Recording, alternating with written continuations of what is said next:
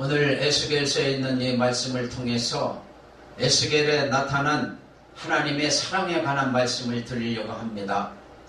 현재 이스라엘 백성이 포로 70년에 들어간 상태입니다. 이제 한 5년 포로 생활을 했는데 하나님께서 에스겔에게 그발강가에서 환상을 보여주시면서 이스라엘 백성에게 이제 새로운 비전을 보여주는 그러한 말씀이 이제 있는 것입니다. 그런데 현재 이스라엘 백성은 한 5년 정도 포로 생활을 했기 때문에 앞으로 60년 이상이 포로로 남아 있어야 되는 겁니다. 바벨론에. 그러니까 인간적인 의미에서는 너무나 막막한 거예요. 그렇지 않겠어요? 바벨론에 포로로 가가지고 앞으로도 60년 넘게 포로 생활을 해야 되니까 얼마나 막막했겠어요. 그래서 이스라엘 백성의 그 심령 상태를 보면은 어떻게 되느냐 하면은 에스겔이라는 이름 자체도 하나님께서 강하게 하신다는 그런 말씀입니다. 그래서 이스라엘 백성은 바벨론의 포로를 갔지만 이제 마음을 굳게 하고 강하고 담대해야만이 그 포로 생활에서 승리할 수가 있는 것입니다. 우리도 마찬가지예요. 우리가 지금 신앙생활을 하다 보면은 여러 가지 어려움이 있어요. 어떨 때는 정말 죽고 싶을 정도로 막막할 때도 있습니다. 바로 그 막막할 때 우리는 어떻게 신앙생활을 해야 되는가에 대한 말씀이라고 그렇게 말할 수가 있습니다. 보세요. 그래서 이스라엘 백성은 현재 포로 잡혀가가지고 자포자기한 사람들도 거기에 나타나 있습니다. 그래가지고 이방 풍습에 동화되기에 급급한 그러한 상태에 있는 사람들, 그 다음에 거짓 선지자가 또 일어나가지고 이스라엘이 곧 회복되리라.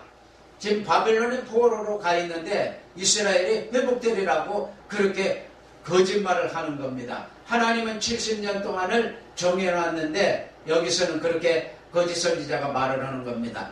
그 다음에 만국민의 그 울분을 달랠 수가 없어서 깊은 신앙 절망 가운데서 빠져든 사람이 있습니다. 그래서 이런 상황에서 에스겔에게 환상을 보여줌으로 실패는 결코 실패가 아니다.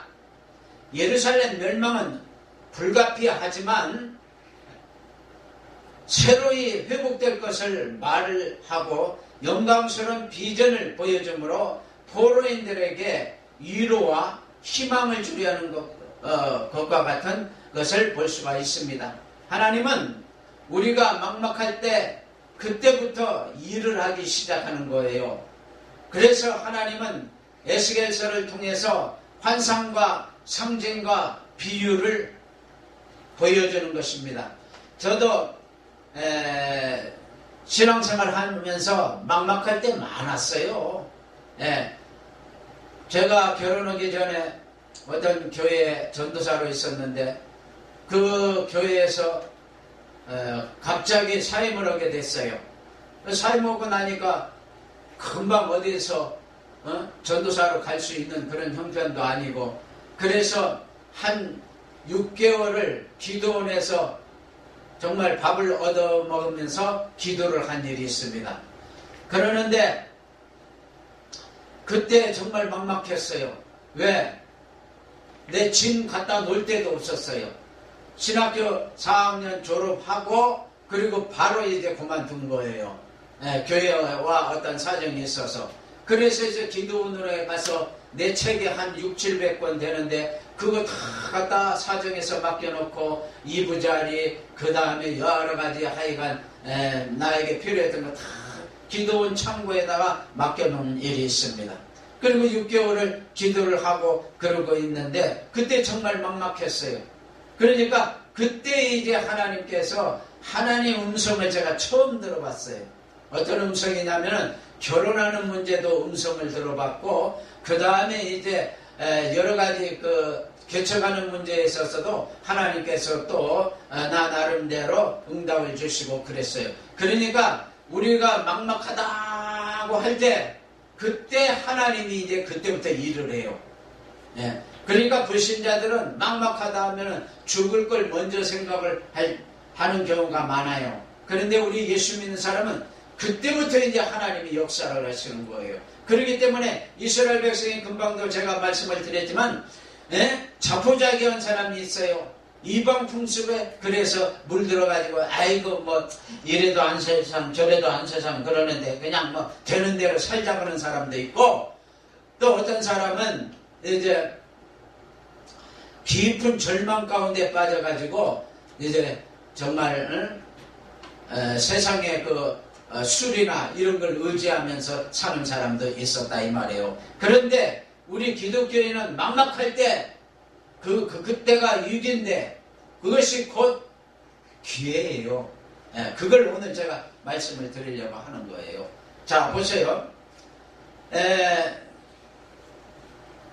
하나님께서는 이스라엘 백성에게 이제 에스겔을 통해서 환상을 보여주기 시작하는 것입니다. 다시 말해서 그발강가에서 에스겔을 통해서 에스겔 선지자를 통해서 이제 환상을 보여주고, 그러면서 또 어떠한 상징성 있는 그러한 것을 또 보여주고, 그 다음에 비유도 이렇게 보여주고 그럽니다. 그러면은 환상을 보이는 것은 먼저 하늘이 열립니다. 이스라엘 백성이 막막할 때 하늘이 열리기 시작합니다. 그 다음에 4가지 생물을 보여주는데 이제 그 생물이 곧 천군 선사를 의미하는 건데, 나중에 이스라엘 백성을 다 도와줘요. 그 4가지 생물이. 그 다음에 두루마리를 먹으라는 그러한 환상을 보여줍니다. 그러면서 그 말씀을 통해서 이제 하나님께서 능력으로 역사해 주시는 환상입니다. 그 다음에 이제 상징에서는 그렇습니다. 4가지 심판, 다시 말해서 심판을 상징하는 그러한 환상을 보여주는데, 성경에 보면 그렇습니다.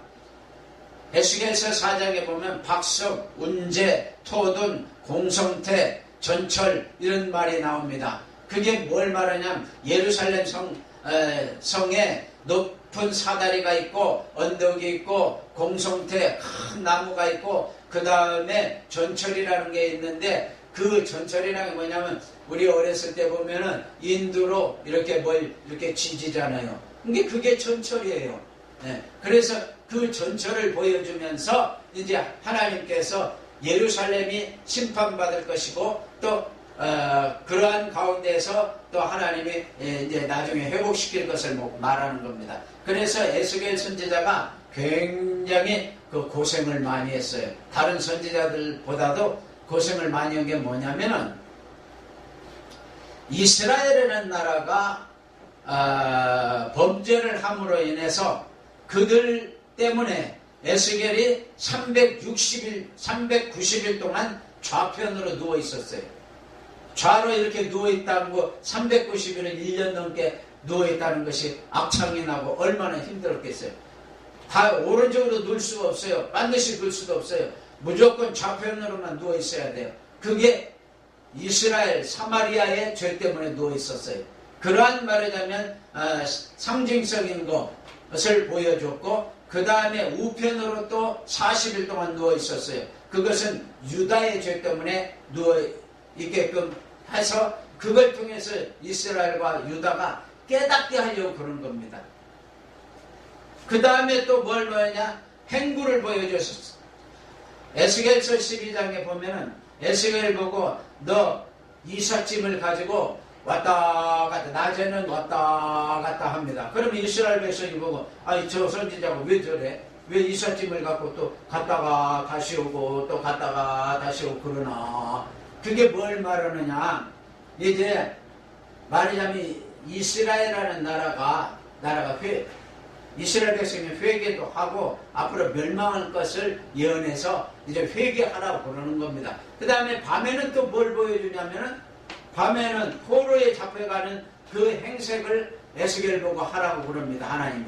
그래서 에스겔이 포로에 잡혀가는 발에다가 착고를 채우고 어그정 이렇게 걷는 그런 모습을 보여라고 합니다. 그래서 에스겔이 또 그런 모습을 보이게 되는 것입니다. 그러면서 이제 그것이 하나의 상징이에요. 아, 이스라엘 백성이 이제 앞으로 포로 잡혀갈 것이다. 이제 그런 것을 보여주는 거예요. 이게 깨달으라 그런 뜻이에요. 그 다음에 또 비유를 보여주시는데 이스라엘 백성에게 포도나무의 비유를 보여줍니다. 이스라엘 백성을 하나님이 뭐라고 하냐면 너희들은 포도나무는 그게 나무가 쓸데없을 때 그걸 가지고 무슨 백향목도 아니고 그걸 어떻게 뭐 써먹을 수가 없어요. 포도나무 보세요. 그건 그냥 화목으로 쓸 수밖에 없어요. 그러니까 하나님이 그러는 거예요. 너희들은 들에 버려진 포도나무 나무 같은 거였는데 내가 너희들을 갖다가 들어 써가지고 그래가지고는 나중에 좋은 그러한 사람으로서 하나님이 이제 만들어줬다 그런 뜻이에요. 그 다음에 결혼 비유로 또 말씀을 하고 있습니다. 결혼이 뭐냐면 너희들이 태어날 때부터 들에 버려졌는데 그런데 하나님께서 왕후를 시켜놨다. 근데 니네들이 죄를 범함으로 인해서 하나님을 배신했다. 그런 비유로 이제 결혼 비유를 보여주고 그 다음에 두 마리의 독수리를 보여줍니다. 그건 또 뭘 말하냐면 그 독수리는 애굽과 바벨론이 되는 것입니다. 그래서 애굽과 바벨론이 이렇게 독수리가 되어서 이스라엘이라는 나라를 괴롭힐 것을 이렇게 보여주고 그 다음에 또 뭘 보여주냐면 두 사람의 음녀를 보여줘요. 그것이 에스겔서 23장에 나오는데요. 오홀라와 오홀리바입니다. 두 자매인데 오홀라는 사마리아 이스라엘이라는 사마리아 사람의 그 범죄함으로 해서 배신한 것을 상징을 하는 거고 비유로 보여준 거고 그 다음에 오홀리바는 예루살렘이 이제 범죄함으로 해서 나중에 이제 학대를 받고 약탈을 당하고 그렇게 될 것을 보여주는 거예요. 그 다음에 마지막으로 이제 비유 보여준 게 뭐냐면 끓는 가마를 보여줘요. 오늘 이 설교를 듣고서 이제 에스겔이라는 성경을 읽어보면은 굉장히 쉽게 이해가 될 겁니다. 끓는 가마가 뭐냐? 그것은 곧 바벨론을 의미하는 거예요. 바벨론이 이스라엘 나라를 포로를 잡아가서 그 백성들을 그래서 끓는 가마 속에다가 그 고기를 집어넣어가지고 쌈듯이 이스라엘 백성을 삶아버리겠다는 그런 뜻입니다. 그러니까 이런 비유와 상징과 이런 환상 이런 것을 보여주면서 하나님께서 이스라엘 백성이 회개하고 돌아오기를 기다리고 있는 겁니다. 그런데 이스라엘 백성은 그걸 갖다가 이해를 하지 못하고 깨닫지 못하고 있는 거예요. 그래서 제가 대선지서, 소선지서를 연구해 보니까 이스라엘 백성이 거의가 다 이제 죄를 짓게 되고 죄를 짓고 나면은 심판이 있다고 하나님 말씀하시는 거예요. 그래서 심판이 있다고 그러면은 그때 이제 회개를 해야 되는데 회개를 안 하면 이제 심판이 찾아오는 겁니다. 그러면서 이제 죄값을 치르고 나면은 이제 그 속죄가 되면은 그 다음에는 이제 회복시켜 주겠다는 말씀이 거의 소선지서, 대선지서 다 그런 내용이에요. 그래서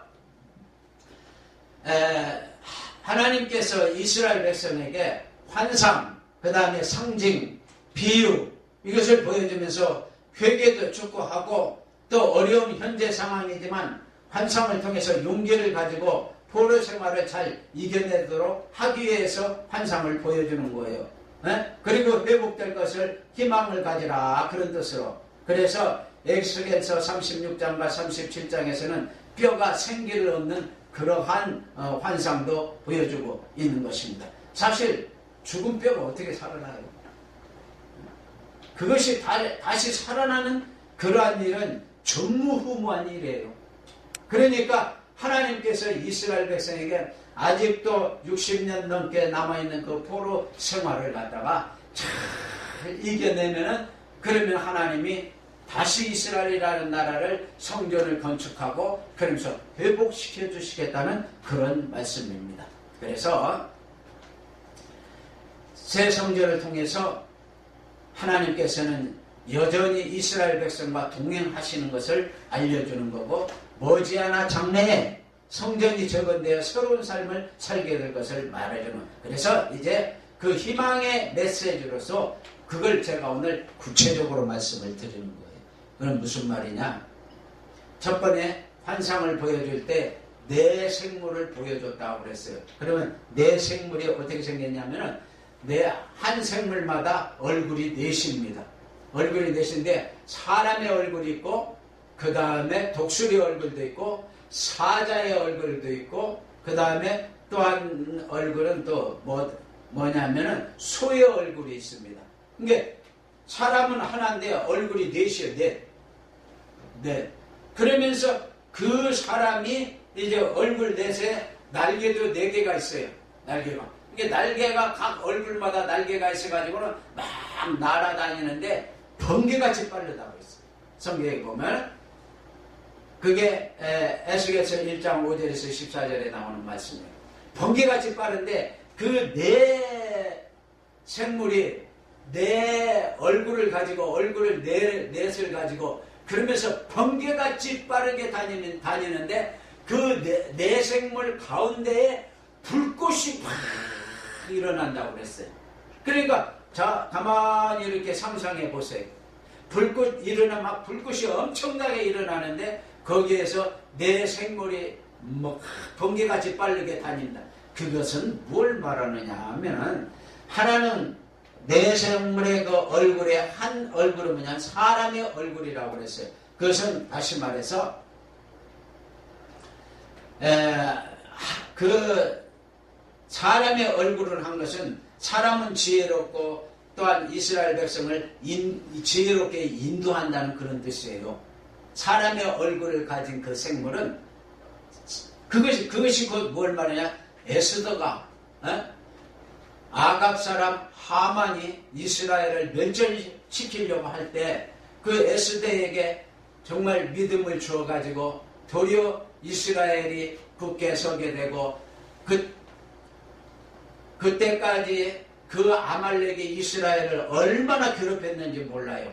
근데 그 괴롭힌 그 아말렉은 그때로 인해서 모두 멸절이 되어버리는 겁니다.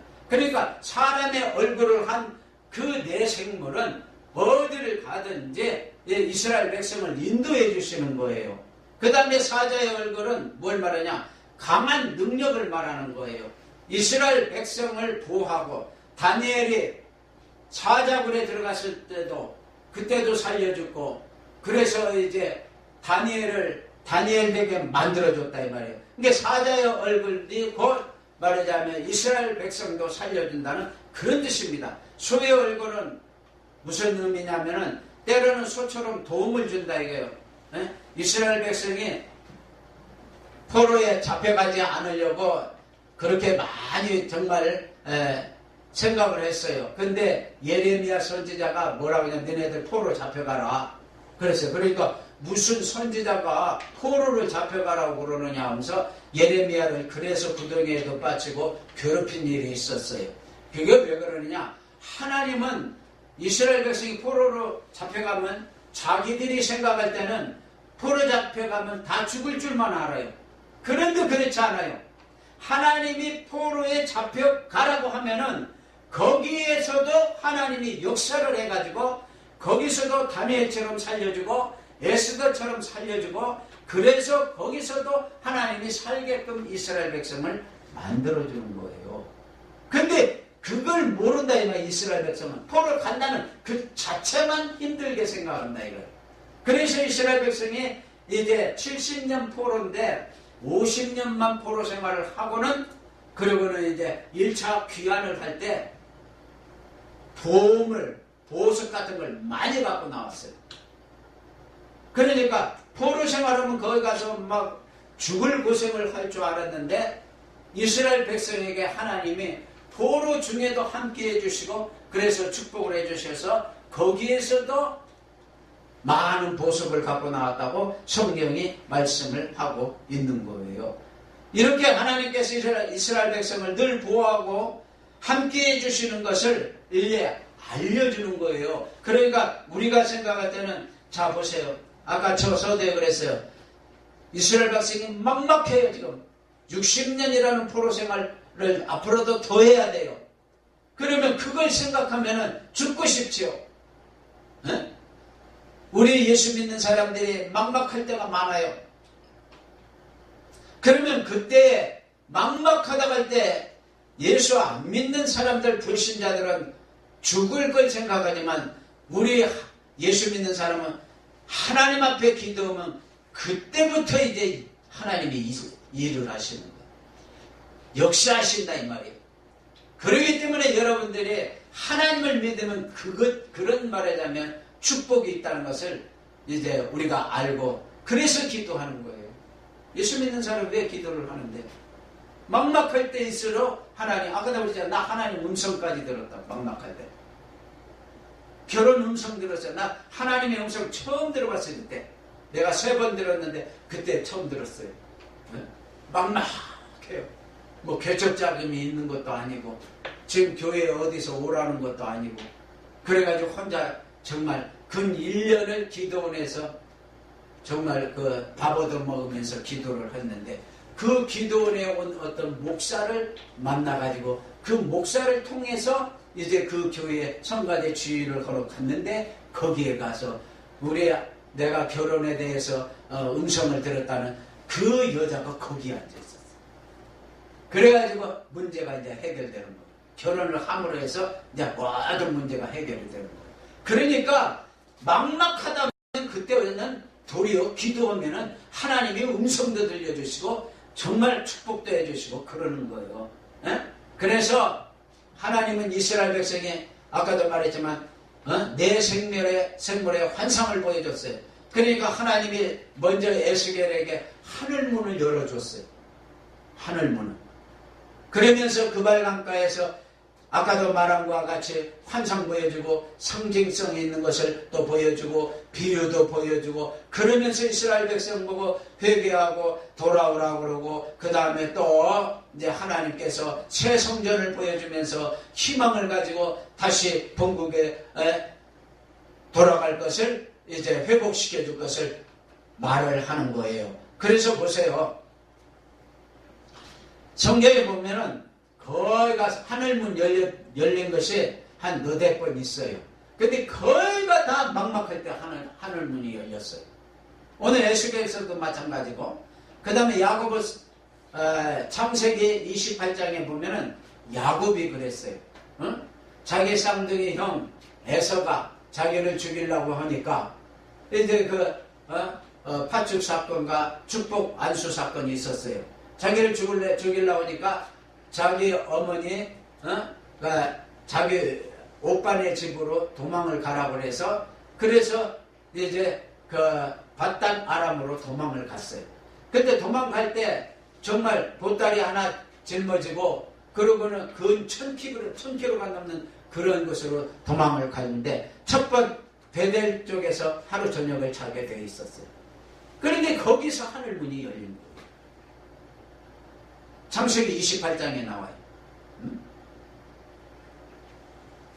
그러니까 그때 하늘을 열면서 사다리가 하늘에서 쫙 내려가면 천사가 오르락 내리락 하면서 거기에서 이제 하나님 음성이 들리는 거예요.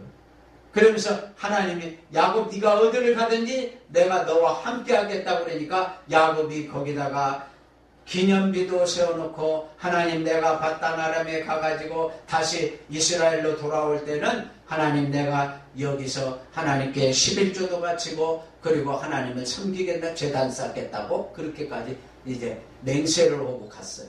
이게 야곱도 가장 자기 생애에 정말 가장 막막할 때 하늘문이 열린 거예요. 자 보세요. 또 있어요. 모세가 보세요. 이스라엘 백성은 지금 200만 300만이나 된다는 그 백성을 자기가 어떻게 먹여 살립니까? 자기 땅이 있는 것도 아니고 광야인데 그러면 하나님께서 만나와 메추라기를 내려주니까 먹고 사는 거예요.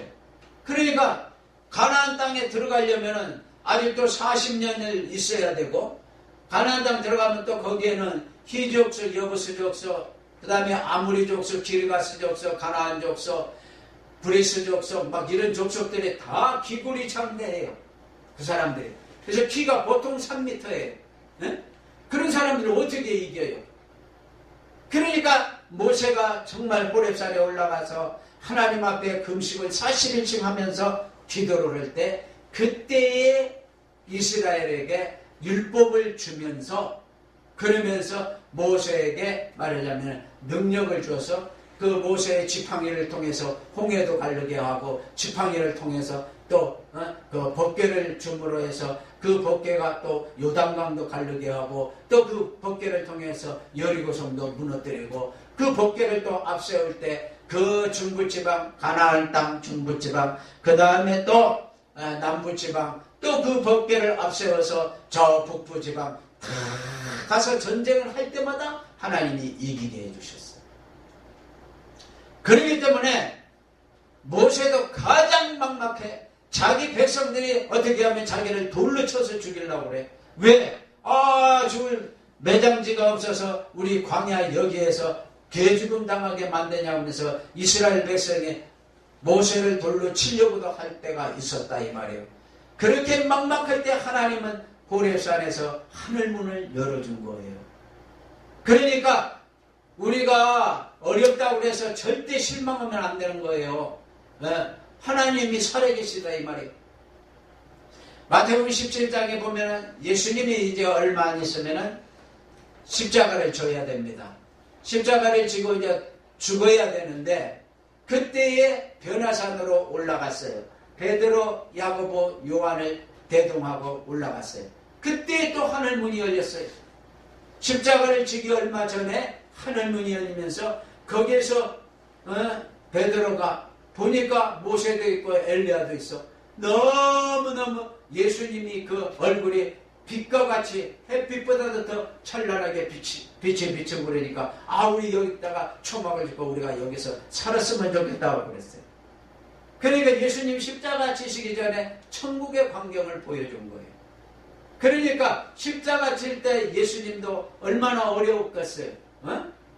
양손과 양발에 못을 박혀야 되는 그런 쓰라림을 경험을 해야 되는데 그때 하늘문이 열린 거예요. 굉장히 중요한 거예요.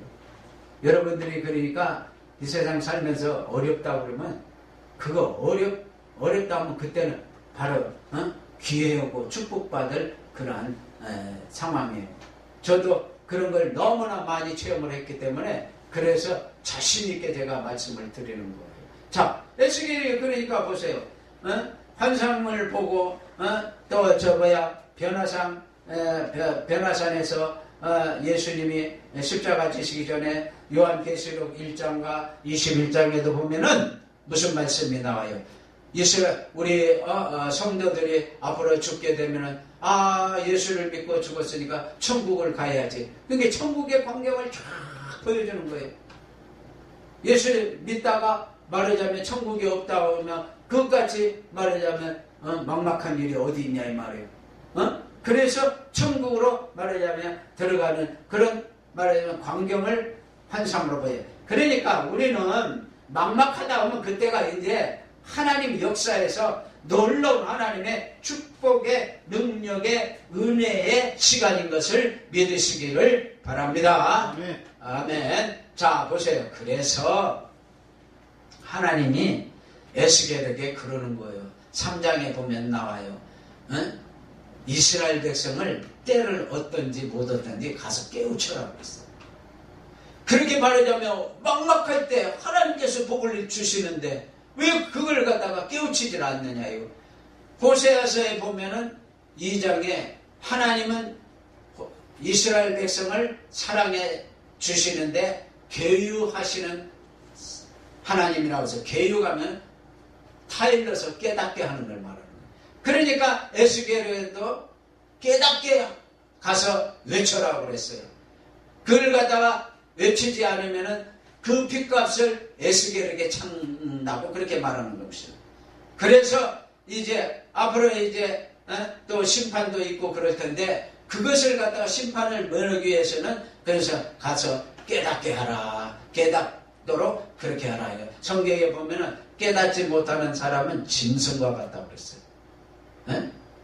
앞으로 이제 심판받아야 돼요. 그러니까 깨닫게 하라고 그랬어요. 그러니까 이 목회자의 사명이 굉장히 중요한 거예요. 왜 그러냐면 성도들이 천국에 대해서 못 깨닫는단 말이에요, 지금. 그러니까 깨닫게 하기 위해서 목회자는 정말 성경 연구를 많이 해야 되고, 또 성도를 위해서 기도를 많이 해야 되는 거예요. 깨닫게 해야 되는 거예요. 그래서 봅시다. 바리새인들이 깨닫지 못하니까 눈이 어두웠어요. 눈은 다 떴죠. 근데 영의 눈이 어두웠어요. 귀가 또 들리질 않아요. 그러니까는 이게 깨달아지지 않는 거예요. 그러면 왜 깨달아지지 않는 줄 아세요? 바리새인이 남을 지적질을 많이 해요. 남을 비판하고 지 말하면 유태교만 최고라고 그렇게 생각해요. 근데 자기가 최고라고 한 사람은 절대 깨달아지질 않아요. 그러니까 예수님이 뭐라고 그랬어요? 부자가 천국 가기가 낙타가 바늘기로 들어가는 만큼 어렵다고 했어요. 그게 뭐냐? 깨달아지지 않는 거예요. 부자가 내가 해보니까 하나님 없이도 자기가 잘 살 수 있고 그렇게 됐더라 이 말이에요. 그러니까는 그런 사람이 천국 가기가 낙타가 바늘기 들어갈 만큼 어렵다고 그러는 거예요. 그러니까 내가 겸손하지 아니하면 안 깨달아지질 않아요. 그러니까 제가 이렇게 신앙생활 하면서 신학교 때 은혜 받고 나니까 목사들이 아무리 좋은 말을 해도 깨달아지질 않아요. 내가 최고인 것 같아요. 은혜 받은 사람들 처음에는 다 그래요. 깨달아지질 않아요. 그냥 은혜만 받으니까 하나님은 엄청나게 잘 믿죠. 근데 사람 말은 안 들어. 믿질 않고 사람 말은 들으려고 하지도 않아요. 근데 그렇지 않아요. 제가 이제 3, 40년 이렇게 지나면서 생각해 보니까 그때 당시에 내가 정말 은혜 받았지만 내가 하나님 앞에 나는 내가 어디를 가든지 어떤 목사들보다도 내가 목회를 잘할 것 같이 그렇게 생각을 했지만 그때의 옆에서 겸손해야 된다. 신앙생활을 할 때 남의 말도 들을 줄 알아야 된다 하는 것이 귀에 안 들어왔던 것이 결과적으로는 내가 말하자면 깨닫지 못했던 거예요. 그러니까 깨닫기 위해서는 겸손해야 돼요. 겸손해야 돼요. 그래서 여러분들이 이제 우리 신앙생활 할 때 깨닫는 은혜를 달라고 그것도 기도를 해야 돼요. 기도를 해야 돼요. 그래서 에스겔에게 하나님 뭐라고 하면 두루마리 척을 먹으라고 환상을 보여준 거예요. 뭐 두루마리를 먹으라는 것은 다시 말해서 하나님 말씀으로 무장을 하는 거예요. 그러면 목회자가 성도들이 깨닫지를 못하니까 어떻게든지 해서 정말 기도를 해서 말씀을 통해서 은혜를 끼쳐서 깨닫게 해야 되는데 그러려면 어떻게 그냥 말씀으로 무장을 해야 돼요. 말씀으로. 그냥 겉으로만 뭐 말씀 이렇게 전하는 거 가지고는 정말 효과가 별로 없어요. 그러니까 말씀으로 무장을 하고 성경에 보면 또 뭐라고 그랬냐면 두루마리 젖을 먹고 가서 고하라. 때를 얻든지 못 얻든지 고하라. 그 다음에 두려워하지 말고 무서워하지 말라고 그랬어요. 예수 믿는 사람이 두려워하고 무서우면 아무것도 못해요. 전부가 기적적인 일이고 전부가 다 우리 상식으로는 우리 생각으로는 상식적인 생각으로는 이게 이해가 안 되는 부분이 성경에는 엄청나게 많아요. 그러니까 그때는 강하고 담대해야 되는 거예요. 담대해야지 그것을 갖다가 성취할 수가 있는 거예요. 무서워하지 않아야지. 그 다음에 또 뭐냐? 그 다음에 책망자가 되지 말라고 그랬어요. 이게 굉장히 중요한 겁니다. 책망자가 가서 막 목회자라니까 답답해서 목회자는 자기는 다 알죠. 근데 잘 모르는 그 성도들을 보면은 너무나 마음이 안타까워. 그러다 보면 자기도 모르게 책망할 때가 있어요. 그러니까 하나님이 책망을 하지 말라고. 왜 그러냐면 모세가 그랬잖아요. 이스라엘 백성이 금방도 물을 내주고 마라의 쓴물도 단물로 만들어주고 그랬는데 또 물 없다고 원망 불평하니까 내가 이 반석을 쳐서 물을 내려 하면서 화를 한번 낸 것 때문에 젖과 꿀이 흐르는 가나안 땅에 들어가지 못한 일이 있어요. 그게 무슨 뜻이냐면은 목회자가 성도들을 책망하는 것은 성도가 자기 소유물인 줄 알고 책망을 하는 거예요. 자기 자식이나 되는 줄 알고 자기 자식도 자기 마음대로 못하는 거예요. 그러니까 목회자는 말씀으로 무장해서 두루마리 책을 먹고 말씀으로 무장해서 그래서 능력으로 무장해서 그래서 성도들한테 전할 책임만 있지 성도들이 잘못한다고 책망을 하고 그래가지고 그들을 갖다 실망시키고 그러면 안 된다 이 말이에요. 책망한다는 것은 결과적으로 자기가 곧 하나님 노릇하는 거예요. 이게 굉장히 중요한 거예요. 사람은 사람일 뿐이에요. 자기가 하나님이 아니다 이 말이에요. 말씀으로 무장해서 그래서 말씀을 갖다 잘 전하는 것이 중요한 거다 이거. 누가복음 5장에 말씀에 의지하여 그물을 내렸더니 고기가 2배 가득 찰 정도로 말하자면은 잡혔다 이거요. 그러면은 보세요. 말씀에 의지해서 그물을 내린 것 뿐이지. 그래서 고기를 많이 잡은 거지. 옆에 있는 사람이 너 그렇게 해서 하면은 그럼 고기가 잡히겠느냐 그러면서 책망을 하고 그렇게 해가지고 베드로가 제대로 신앙생활을 하면서 그러면서 말하자면 이걸 받아들이냐 아니라 이 말이에요. 하나님 말씀을 의지하면은 거기에서 기적이 나타나. 기적이. 말씀을 의지해야 되는 거예요. 그래서 책망하지 말라는 것은 곧 상식에 어긋난 죄를 그래서 범하면 안 되는 거예요. 목회자가 아까도 말했지만 자기 소유물 같이 성도들을 막 책망하면은요 다 떠나가요. 성도들이 그런 거 좋아하지도 않아요. 도리어 성경에 뭐라고 그랬어요? 줄인 자에게 식물을 주라고 그랬어요. 잘 모르면은 더 불쌍히 여겨줘야 돼요. 벗은 자에게 옷을 주라 이 말이에요. 우리나라 속담에도 미운 자식 떡 하나 더 준다고 그랬어요. 도리어 공평과 법, 의와 공평을 행하라고 그랬어요. 그래 그렇게 할 때에 거기에서 하나님이 그 목회자를 더 크게 쓰는 거예요. 책망하고 그러는 거 누가 못해요. 그게 자기의라는 거예요. 책망이라는 것이. 무슨 말이에요? 제가 언젠가도 말씀드렸지만 간음보다도 살인보다도 나쁜 게 자기의예요. 제가 이 사랑 설교를 하러 다니면서 보면은 자기의에 사로잡힌 사람들 많이 봐요. 왜 그런지 아세요? 은혜 받은 사람 이런 사람들 절대 남의 말 안 들어요.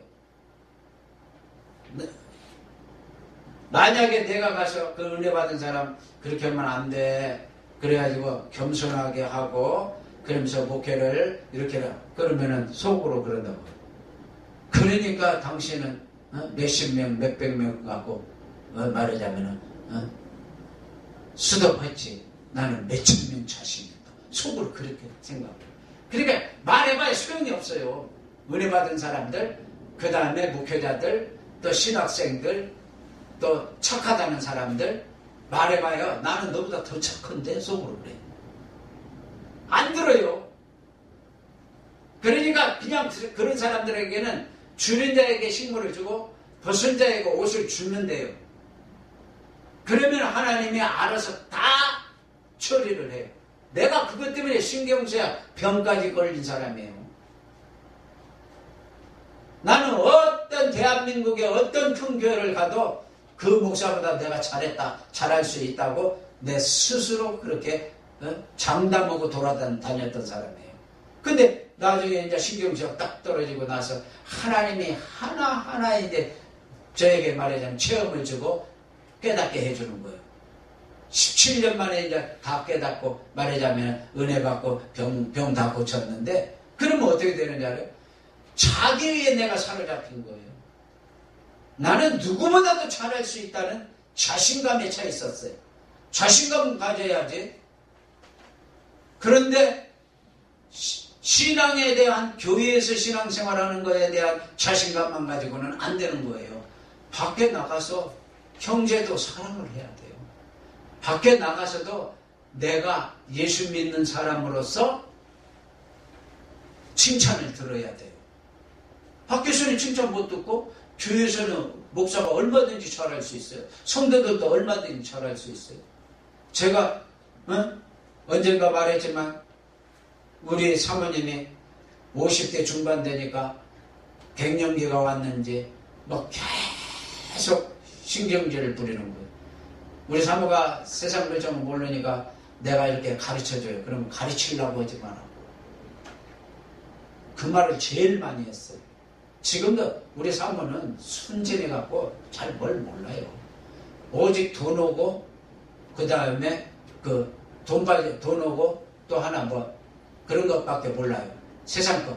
그런데 내가 그러니까 그렇게 하지 말라고 책망하고 가르치고 그러면 가르치려고 하지 마라. 54살, 5에서 그때 한 3년 넘게 나한테 그래요. 그래서 제가 그때 아무 말 안 하고 그냥 참기만 했어요. 지금 와서 뭐라고 하는지 알아요? 요 한 달인가 2달 전에 나보고 성자네. 내가 참아줬더만 성자네. 나는 어쩔 때는 소크라테스가 자기 악처를 만나서 더 큰 인물이 됐다고 그렇게 말한 것과 같이 나는 당신 때문에 내가 더 큰 인물이 될 수 있다. 그런 생각으로 참았어요. 참았어요.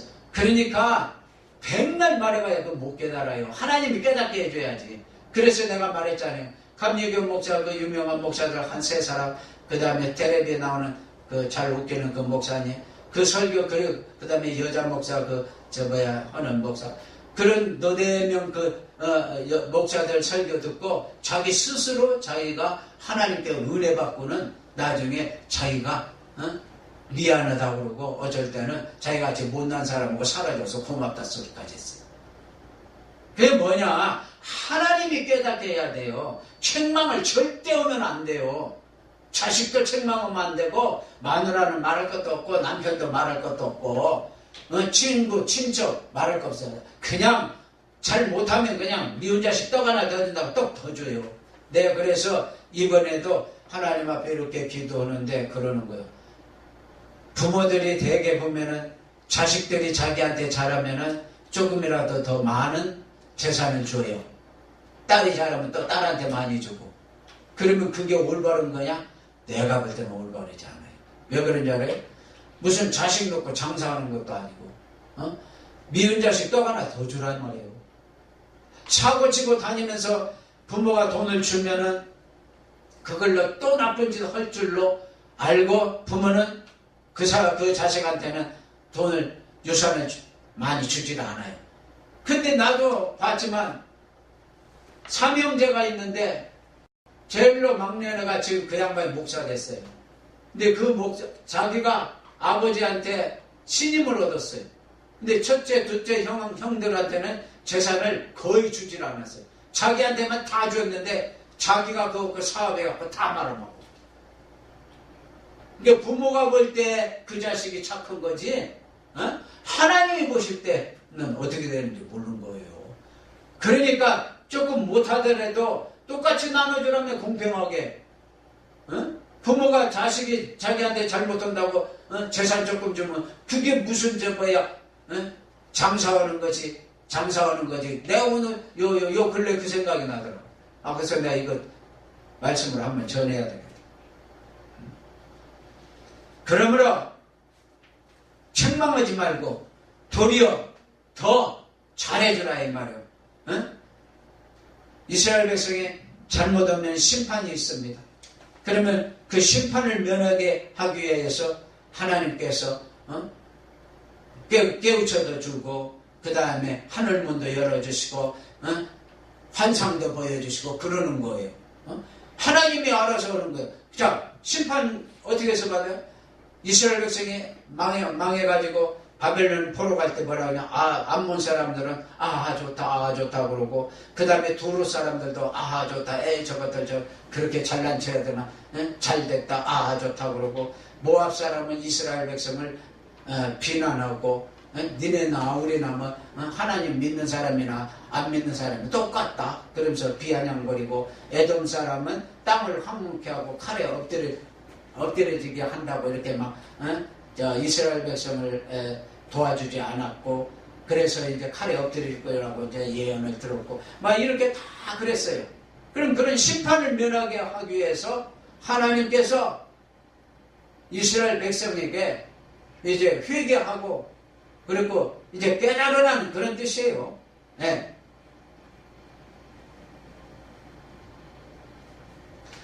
그래서 뭐냐, 아까 말한 것 같이 미운 자식 떡 하나 더 주라고. 무슨 말이에요? 사랑이 최고예요. 자식이 잘못됐다고 그래봐요. 어떤 자식이 잘못돼서 가만히 보세요. 부모 둘 중에 누구 하나 닮아서 그런 거예요. 그 자식이 철이 없어서 그럴 수도 있죠. 아니면은 자기 외가 쪽이나 친가 쪽에 누굴 닮았어도 닮았어요. 야곱이 왜 그렇게 꾀를 많이 부리고 속이는 줄 알아요? 엄마 리브가를 닮았어요. 그 리브가의 오빠인 라반도 속이는 거 좋아해요. 그리고 그 외가 쪽 말하자면은 그 외가 쪽에 그 속이는 성격, 그 성격을 닮아서 그런 거예요. 그러니까 야곱만 책망할 게 아니에요. 부모도 거기에 대한 책임을 진다 생각하고, 그러고 말하자면 일처리를 해야 된다 이 말이에요. 그러므로 이제 하나님께서 마지막으로 어떻게 하느냐? 회복을 시켜주는 거예요. 환상 보여줬죠. 상징도 보여줬죠. 비유도 보여줬죠. 그러면서 에스겔을 통하여서 이제 깨닫게 만들어줬죠. 그리고는 또 이제 책망도 하지 말라고 그랬죠. 그러면서 이제 책망하지 말고 도리어 벗은 자에게 옷을 주고, 그 다음에 못 먹는 줄인 자에게는 떡을 주라고, 음식을 주라고 그렇게까지 말하면서 하나님이 이제 사랑을 이제 말씀을 하는 거예요. 그래서 이 사랑이라는 것이 최고의 법인 거예요. 사랑이 그래서 중요한 거예요. 왜 그런지 아세요? 사랑은요, 제가 연구해 볼 때 그 사랑은 정말 황금나무와 같아요. 황금나무. 사랑이 황금나무와 같아요. 그래서 사랑을 하면은 그 열매가 황금 열매가 맺혀지는 거예요. 성경에 나타나는 거예요. 제가 이번에도 이렇게 하나님께 기도하는데, 영 중에 최고의 영빨 세다고 그러잖아요. 그러면 최고의 영이 뭔지 알아요? 사랑이에요. 그 다음에 본질적인 것이 잘 돼 있어야 돼, 신앙은요. 근데 그 본질 중에 본질이 뭐야? 그게 사랑이에요. 사랑이 본질이에요. 그러니까 우리가 정말 예수를 믿는 사람인데, 예수 믿는다고 죄 안 져요? 죄 져요. 그러니까 나도 죄인, 상대방도 죄인, 누구든지 죄인이니까 누가 누구한테 잘했다, 더 낫다, 말하자면 내가 더 똑똑하다, 내가 더 멋있다, 그럴 수가 없는 거예요. 사람은 다 조금씩 다 다르기 때문에 내가 한쪽 부분은 잘못되어 있어도 다른 부분은 또 다른 사람보다 잘하는 부분이 있어요. 그렇기 때문에 우리가 그냥 무조건 사랑하면은 그 사람이 하나님 앞에 크게 쓰임을 받고, 이스라엘 백성이 이제 포로 생활하는 가운데에서도 서로 사랑하면은 회복이 돼가지고, 이제 이스라엘 유다가 BC 586년에 멸망했는데 536년에 1차 포로로 왔어요. 50년 동안 포로 생활하고 포로에서 해방돼서 왔어요. 그래서 이제 수룹바벨과 같이 성전을 짓고 이제 다시 이제 이스라엘 백성이 회복이 되는 거예요. 그렇기 때문에 하나님은 치셨다가도 싸매 주셔요. 욥기 5장에 나와 있어요. 그러니까 치셨다가도 싸매 주시는 하나님이시니까, 하나님을 회복시켜 주시는 하나님이시니까, 그러니까 그것을 우리가 믿고 아무리 막막한 일이 있다 할지라도 그 막막한 가운데서도 소망을 가지고 살아감으로 크게 승리하시기를 예수님의 이름으로 축원합니다. 아멘.